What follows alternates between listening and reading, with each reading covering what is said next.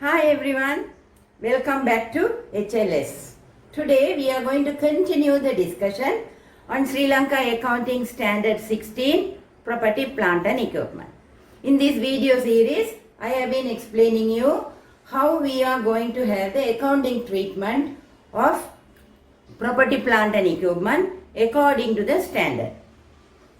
So we covered first two points, but still definitions are to be continued. But we touched on initial recognition last time. I explained the cost which are related to PPE to be taken into our books of accounts, to be presented in our financial position statement. So we went in and saw what are the costs. If you go through my previous video, you will know what are the costs that we have to take as a cost of PPE. Today I am going to explain you what are the costs, though it looks as if it is related to the cost of PPE, actually we should not take. It might go hand in hand, but we should be aware that this is not the cost of PPE. So we have to be careful. So those costs I am going to discuss today. First cost is cost of opening a new facility. Cost of opening a new facility. That means, for example, you have constructed or purchased a building and you are starting a new canteen. The cost of opening a new canteen is not a cost of the asset. So you have to be careful. What are the costs that we have to take? Because your examiner, in calculating the cost of asset, he is going to give you all the item, what is relevant, what is not relevant. He expects you to identify, the ability to identify what costs are relevant to the PPE cost, what costs are irrelevant to the PPE cost. So we are separating out the costs what are relevant. We have discussed that in the previous video. Now in this video we are going to discuss what are the costs that is not relevant as a cost of PPE. So the first point was cost of opening a new facility, you have learned. Second cost is cost of introducing a new product or service. Maybe that you are opening a new showroom, or you are introducing a new product, or you are going into a new market. You might be advertising, you might be doing promotional activities. Those costs are nothing to do with the asset cost. You have to be careful with that. Any staff training for the new product, new customer, it is not the cost of acquiring the PPE. So we have to be clear what is the cost that is associated with the acquiring of PPE. So the third one is cost of conducting new business in a new location or with new class of customer. So it's the same thing, that you are not going to take any entry of new product or new customer cost, advertising, promotional, marketing expenses, any incidental expenses, you are not going to take that into the cost of PPE. Then finally, administration and general overhead cost. Something like electricity, rent, supervisor salary, all those things are not your cost of PPE. So you have to be careful in identifying these costs in your examination, where your examiner mix up everything and give you and ask for the calculation of the property, plant and equipment. So we have completed the costs part of it, that is the initial recognition of the property, plant and equipment. Now I would like to explain a further point, that IAS 16 or LKAS 16, that is the copy paste of IAS 16 of International Accounting Standard. So your Sri Lanka Accounting Standard 16 explains or give examples of what are these assets. You might be wondering what are the assets what we are talking about as PPE, property, plant and equipment, we are saying that. So what are those assets? What are the class of assets?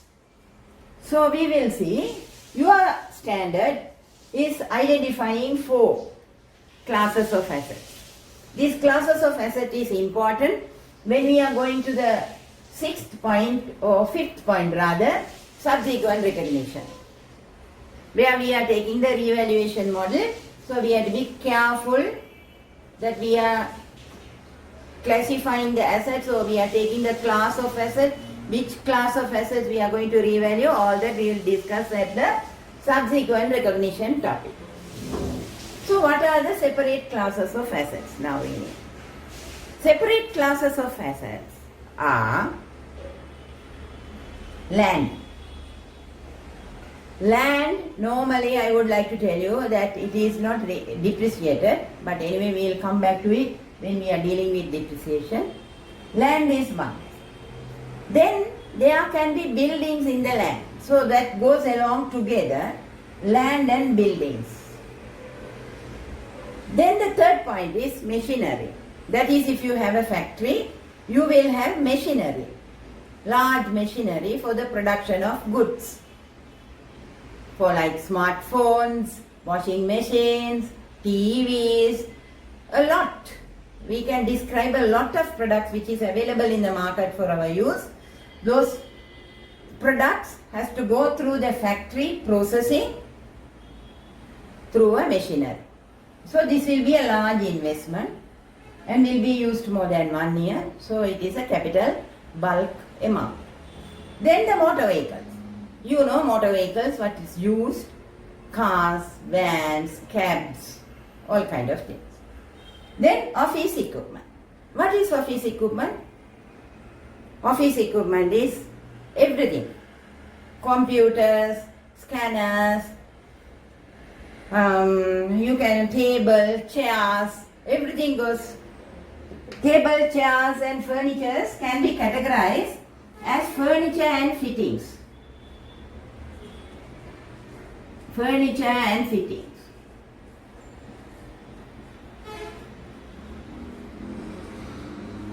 Furniture and fittings. We usually categorize furniture and fittings for table, chairs, cupboards, fans, air conditioners, all that we categorize as furniture and fittings. Other office equipment like computers, scanners, photocopiers, fax machine, all that will go into office equipment. So these are the separate classes of assets that we are going to deal with in PPE.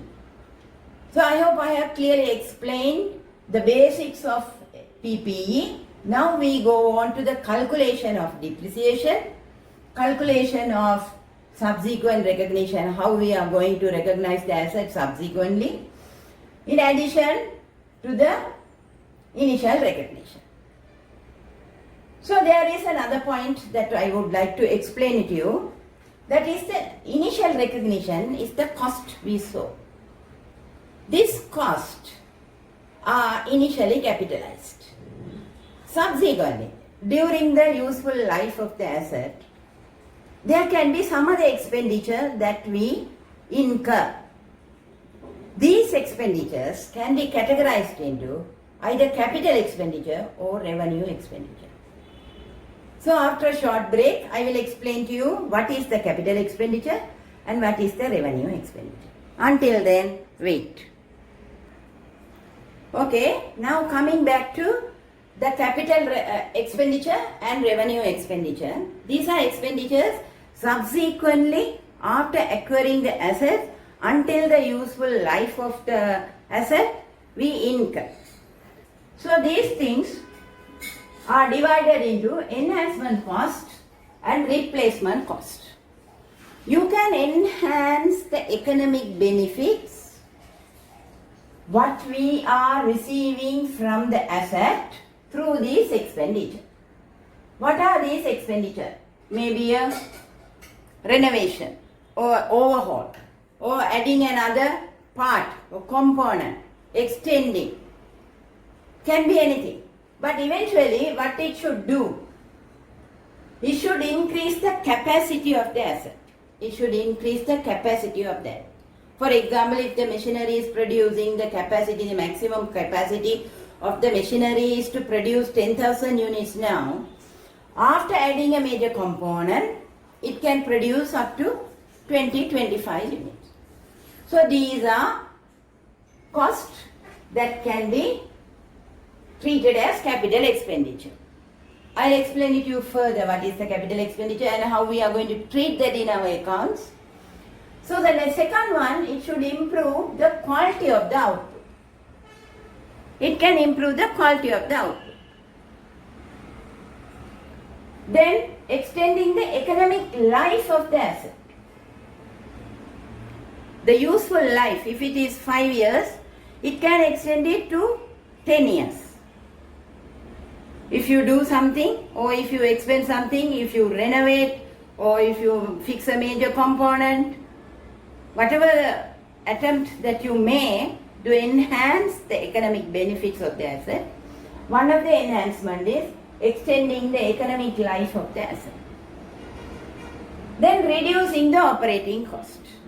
So your service and maintenance cost, staff cost, electricity cost, you can reduce those expenditures by improving the asset. If it is reducing the operating cost, then it is a capital expenditure. Then finally, if it increases the estimated residual value of the asset, we will come at a later stage, we will discuss what is a useful life and what is a residual value. Both are estimates. We will discuss that in detail when we are discussing depreciation. So if your expenditure, the subsequent expenditure is going to give you all these benefits or enhance these benefits, then the nature of the expenditure is capital. In addition, you can do some replacements. The replacement cost, it can be a major component or an overhaul cost. This cost also, if it is ultimately improving the economic benefit of the asset, can be capitalized. Okay, we are talking about it can be capitalized. So what do you mean by this capitalization? Capitalized means these costs can be added to your carrying amount or the cost of the asset. You can debit, in accounting terms, you can debit the asset account. That's the meaning of this. So we have learned what is the capital expenditure. Now we will learn what is a revenue expenditure. But you can't treat as a capital expenditure and capitalize and debit the machinery account or land account or whatever the asset account. But you can't do it, but it is treated as revenue expenditure. So we will now see what are the revenue expenditures. Okay, now we will see what are the revenue expenditures. Revenue expenditure means the expenses incurred for the asset during its lifetime to maintain it at the current level of operation or performance at the present condition. Like painting your building. Those are maintenance expenditures. These are not enhancing the economic benefits of the assets in future. So these cannot be treated as capital expenditure and debited to the asset account. So these expenses, for example, repair and maintenance cost, reinstallation cost. You reinstall the machinery in a proper way after some time because the installation materials are gone, worn and wasted. So it can be done. Then restoration or replacement costs. You replace the machinery from one location to another or do something like that. Basically it should not increase, or these expenses do not increase the future economic benefits of the asset. So what are the expenses now called is revenue expenditure. So revenue expenditure means how are we going to treat that in our books? We are going to write it off as an expense in our profit and loss account. This means we are not debiting it to the asset account. You should understand that very clearly. So that's all for today. We will discuss subsequent recognition, that is selecting, your standard allows to select two models, either cost model or evaluation model. So we have studied the cost model, so now we have to study the revaluation model. In our next video, I will discuss revaluation model and then the depreciation, and following derecognition. So this will be depreciation, subsequent recognition, and derecognition, presentation and disclosures will be in separate videos. So it's easy for you to watch. So until then, take care, good luck.